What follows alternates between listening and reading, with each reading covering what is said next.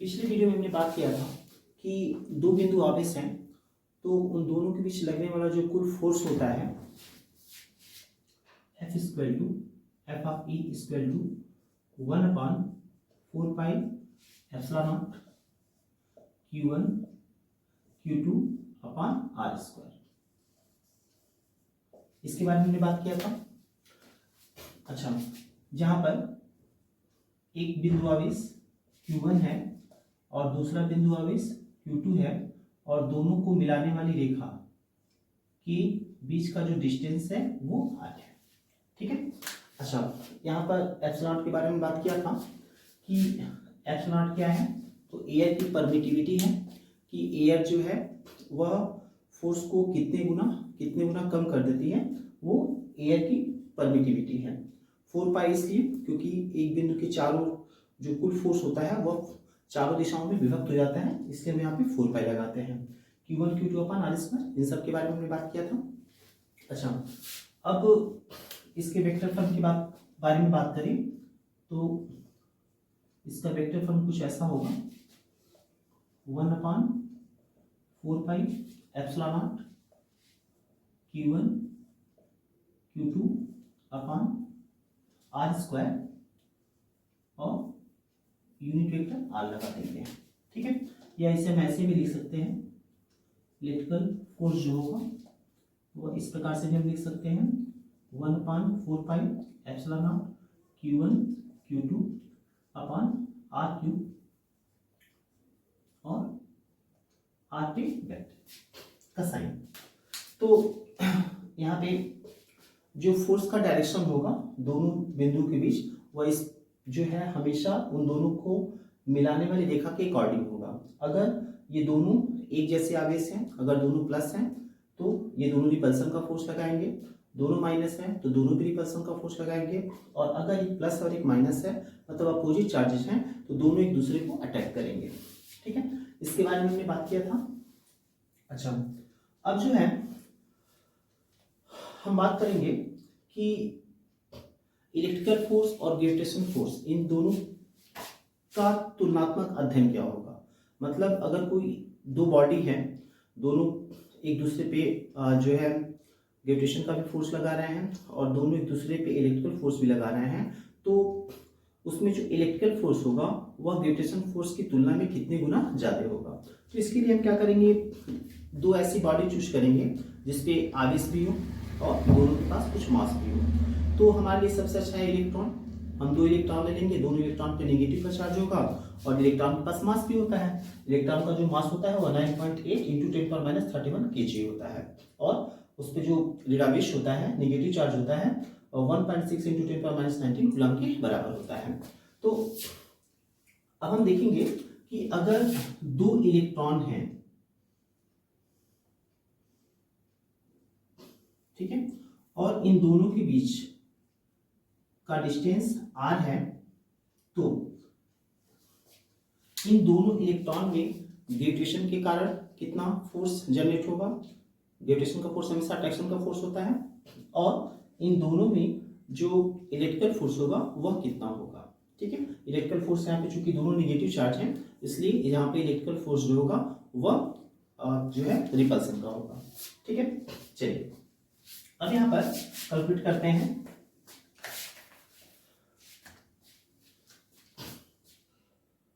सबसे पहले F of जी कितना होगा, तो यहाँ पर जी क्या है, यूनिवर्सल ग्रेविटेशन कांस्टेंट है। अच्छा, m1 m2 upon R square. यहाँ पे हम फिगर भी जनरेट कर दे रहे हैं। मान लीजिए इस पॉइंट पर एक इलेक्ट्रॉन है और इस पॉइंट पे एक इलेक्ट्रॉन है और दोनों के बीच का जो डिस्टेंस है वो r है। ठीक है, अच्छा, यहाँ पर इलेक्ट्रॉन का मास m है, m ऑफ e, और यहाँ पे भी m ऑफ e। ठीक है, मास ऑफ इलेक्ट्रॉन। अब देखिए, अब इन दोनों के बीच जो ग्रेविटेशन फोर्स होगा उसका कैलकुलेशन कैसे करेंगे, तो एफ ऑफ जी जो होगा वह जी m1 m2 upon R square के बराबर होगा। हमने पढ़ा था कि इलेक्ट्रिकल फोर्स, ग्रेविटेशनल फोर्स और मैग्नेटिक का जो फोर्स है ये तीनों बिना कांटेक्ट के फोर्स हैं और ये तीनों जो है इनवर्स स्क्वायर लॉ का पालन करते हैं। मतलब हमेशा इसमें जो फोर्स होता है वह दूरी के स्क्वायर के व्युत्क्रमानुपाती होता है, इनवर्सली प्रोपोर्शनल होता है। ठीक है, तो जैसे जैसे डिस्टेंस बढ़ाते जाएंगे वैसे वैसे फोर्स काफ़ी तेजी से रिड्यूस होता जाएगा। ठीक है, अच्छा अब देखिए इसको कैलकुलेट करते हैं। तो g का वैल्यू होता है 6.67 इंटू 10⁻11। अच्छा, मास ऑफ इलेक्ट्रॉन, चूंकि m1 m2 दोनों मास ऑफ इलेक्ट्रॉन है तो m1 का वैल्यू हम यहाँ रख सकते हैं 9.1 इंटू 10⁻31 का स्क्वायर, इसलिए क्योंकि m1 और m2 यहाँ पे दोनों आपस में बराबर है। अच्छा, और यहाँ पर अगर हम आर स्क्वायर की बात करें, मान लो डिस्टेंस आर है तो हम इसको आर ही लेंगे, डिस्टेंस हमने आर ले लिया। ठीक है, आर का स्क्वायर, तो ये हो गया एफ ऑफ जी। मतलब जो ग्रेविटेशनल फोर्स होगा वह 6.67 इंटू 10⁻11 इंटू 9.1 इंटू 10⁻31 के होल स्क्वायर के बराबर होगा। ठीक है, अच्छा अब जो है एफ ऑफ ई लिखते हैं। तो एफ ऑफ ई जो होगा वह, चूंकि हम ये मानेंगे कि ये दोनों जो है ये दोनों इलेक्ट्रॉन जो है एयर में है या वैक्यूम में है, तो फिर हम यहाँ पे 4πε का ही प्रयोग करेंगे। अदरवाइज हमने बात किया था कि अगर मीडियम चेंज होता है तो उस मीडियम का कोई डायलेक्ट्रिक कांस्टेंट होगा और उस डायलेक्ट्रिक कांस्टेंट की को हम यहाँ पर लिख सकते हैं।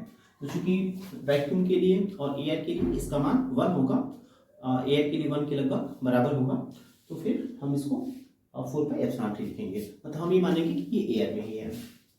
ठीक है, तो एफ ऑफ ई कितना हो जाएगा 1/4πε0 Q1 Q2 upon R square. ठीक है, अच्छा अब देखिए 1/4πε0 का वैल्यू रखते हैं तो 9 इंटू 10⁻9 होगा। Q1 Q2 तो एक इलेक्ट्रॉन पे आवेश कितना होता है इंटू 1.6 इंटू 10⁻19 का होल स्क्वायर कर देंगे अपॉन दोनों के बीच डिस्टेंस कितना है तो same R square, same as well as force of gravitation R square. Okay, अच्छा अब अगर दोनों के बीच हमें कंपैरिजन करना है कि एफ ऑफ ई और एफ ऑफ जी का रेशियो क्या है। ठीक है, ऐसे निकालते हैं। तो यहां F of E upon F of G. ठीक है, अच्छा एफ ऑफ ई का वैल्यू हम यहां से ले लेंगे तो 6.67 इंटू 10⁻11 इंटू 9.1 इंटू 10⁻31 का स्क्वायर अपॉन आर स्क्वायर। अच्छा फिर देखें एफ ऑफ जी का वैल्यू रखेंगे,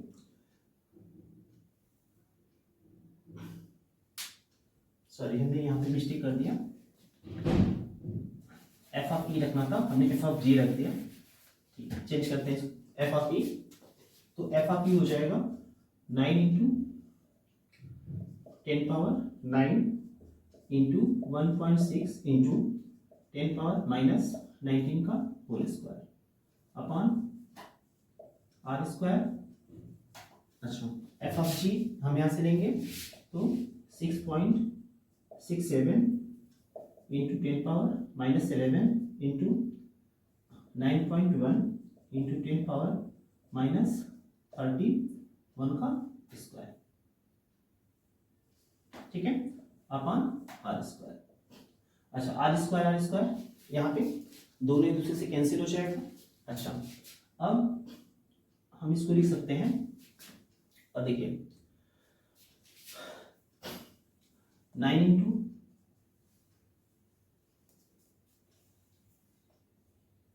10⁻9 इंटू यहाँ देखिए इसे हम ले लेंगे 1.6 का स्क्वायर इंटू 10⁻19 है, 19 टू 10⁻³ 38 हो जाएगा, ठीक है, अपॉन,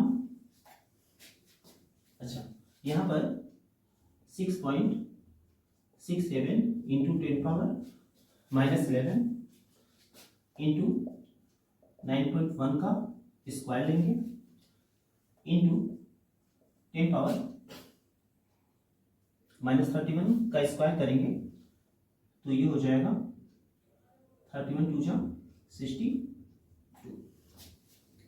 ठीक है। अच्छा फिर इसे आगे सॉल्व करते हैं। तो यहाँ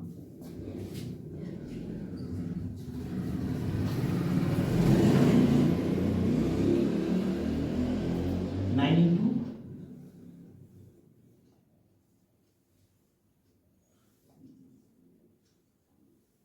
ये हो जाएगा 2.56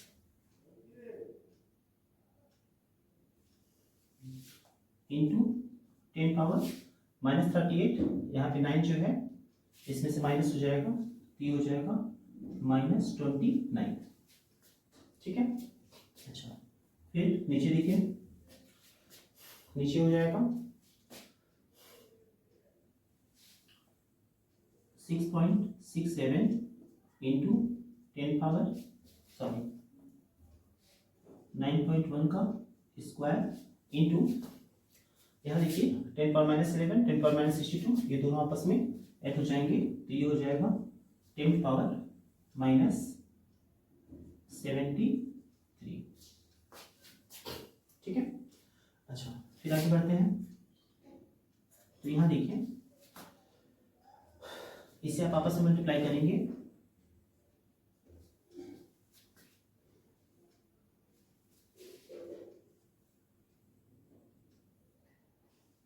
तो ये मिल जाएगा आपको 2504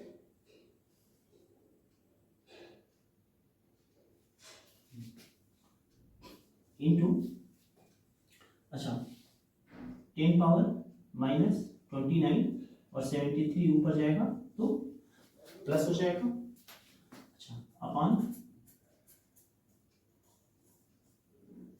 6.67 इंटू 9.1 का स्क्वायर, ठीक है। अच्छा अब इसे साइड कर लेते हैं। अब देखिए यहाँ पर, अच्छा 23.04 अपॉन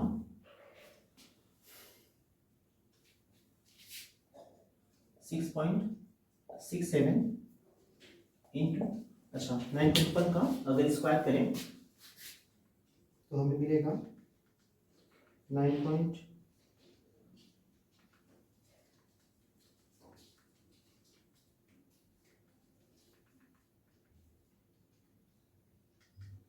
82.81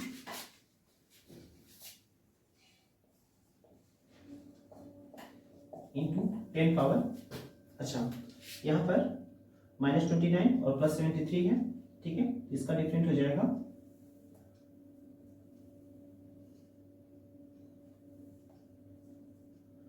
10⁻44,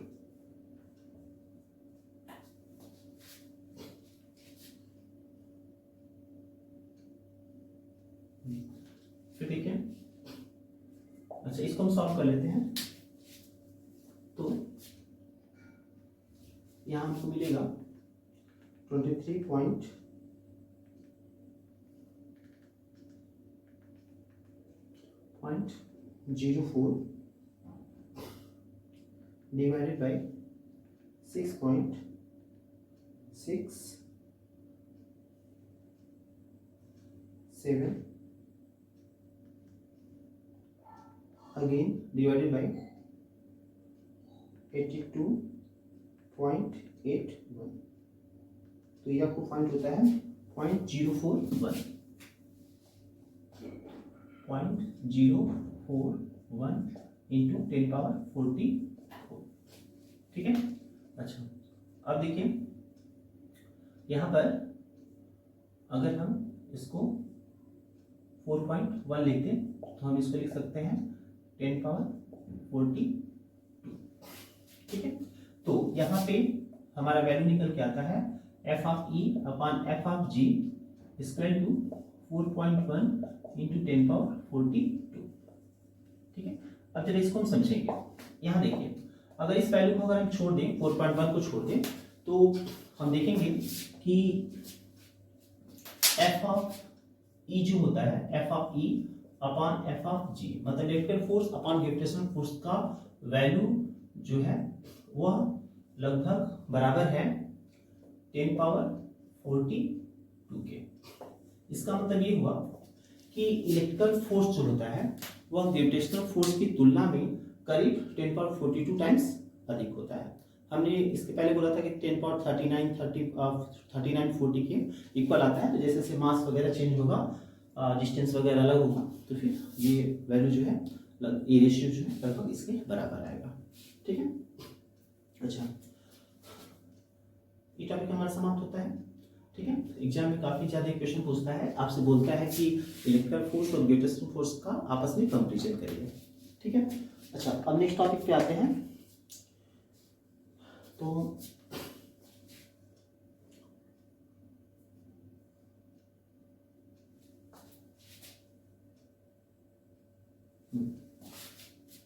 अब हमारा नेक्स्ट टॉपिक है कि प्रिंसिपल ऑफ सुपरपोजिशन क्या होता है, ठीक है। अब इसको नोट कर लें, फिर इसके बारे में बात करते हैं।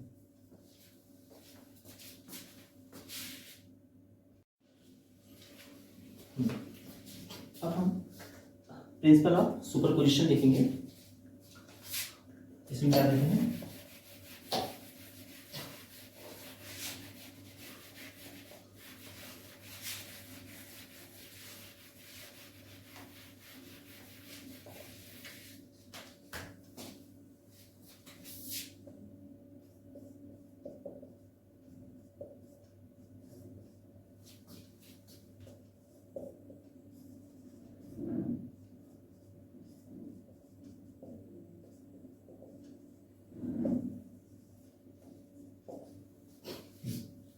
प्रिंसिपल ऑफ सुपरपोजिशन क्या बताता है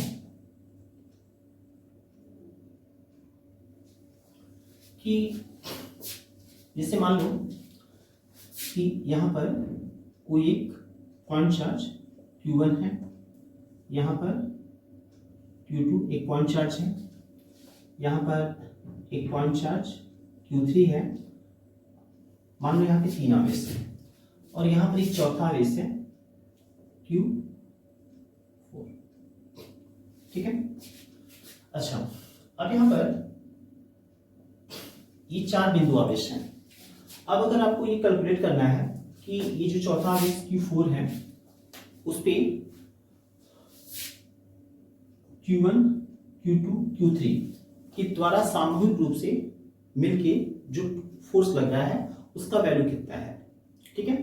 तो यहाँ पे देखो, हो सकता है Q1 जो है पॉजिटिव हो नेगेटिव हो, ये भी हो सकता है पॉजिटिव नेगेटिव हो, ये भी हो सकता है पॉजिटिव या नेगेटिव हो, और Q4 भी हो सकता है पॉजिटिव या नेगेटिव है, ठीक है। अच्छा, अब देखो Q1 जो इस पे फोर्स लगाएगा वह यहां पर आप दोनों के बीच फोर्स का कैलकुलेशन कैसे करेंगे, तो फिर हमारा फॉर्मूला ये वही होगा, ठीक है।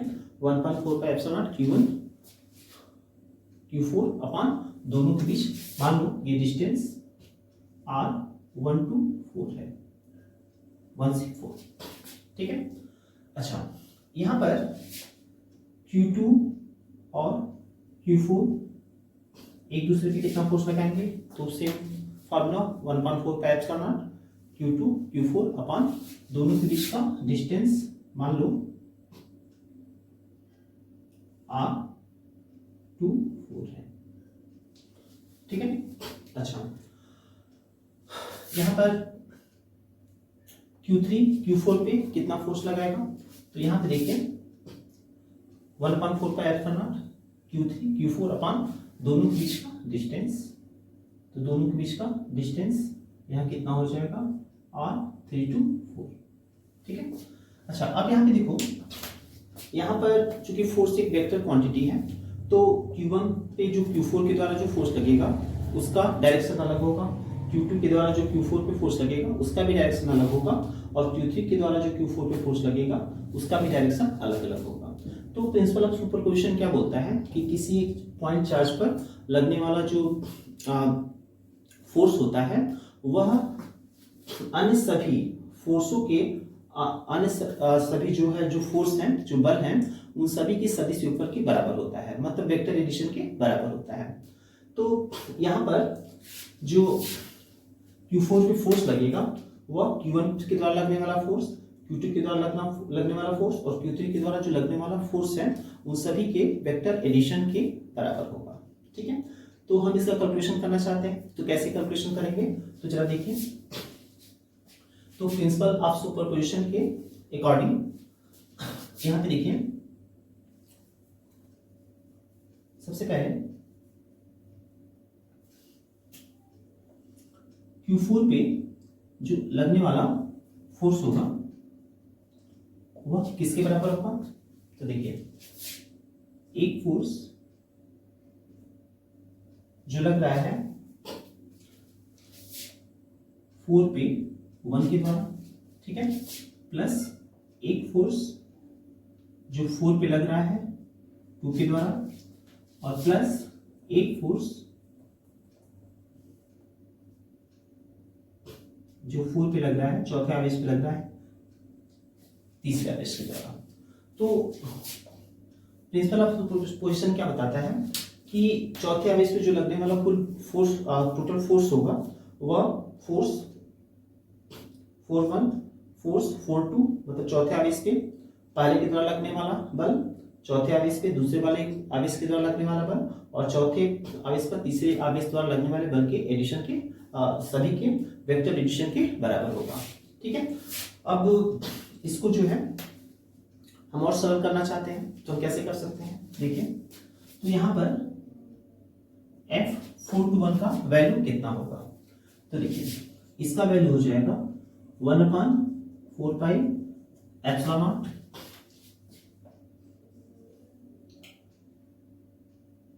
Q1 Q4 अपॉन, अच्छा डिस्टेंस क्या हो जाएगा R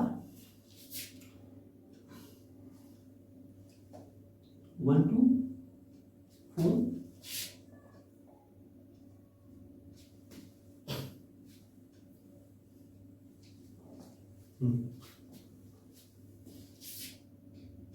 का स्क्वायर,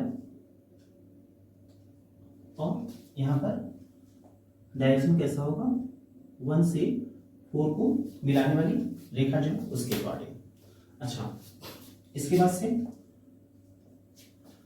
चौथे आवेश पे दूसरे के द्वारा लगने वाला फोर्स कितना होगा, तो 1/4 पाई एप्सिलॉन नॉट, ठीक है। अच्छा Q2 Q4 अपॉन, अच्छा दोनों बीच का डिस्टेंस कितना है R 2 to 4 का स्क्वायर, और डायरेक्शन कैसा होगा 2 to 4 के अकॉर्डिंग, ठीक है। अच्छा plus 1/4 pi epsilon not Q3 Q4 upon R 3 to 4 का स्क्वायर, और डायरेक्शन कैसा होगा 3 को तीसरा इसको चौथा आवेश से मिलाने वाली रेखा के अकॉर्डिंग, ठीक है। अच्छा अब जो है, अब अगर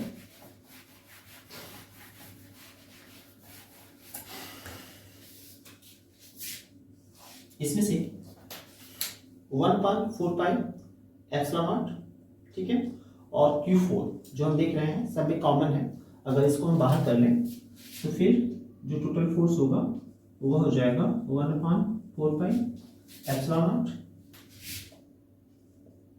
Q4, और यहाँ पे क्या बचेगा, तो Q1 upon R square 1 to 4 और unit vector 1 to 4 plus Q2 upon R square 2 to 4 and unit vector 2 to 4, plus Q3 upon R square 3 to 4 and unit vector 3 to 4। ठीक है, तो ओवरऑल प्रिंसिपल ऑफ सुपरपोजिशन का result हमारा ये आता है।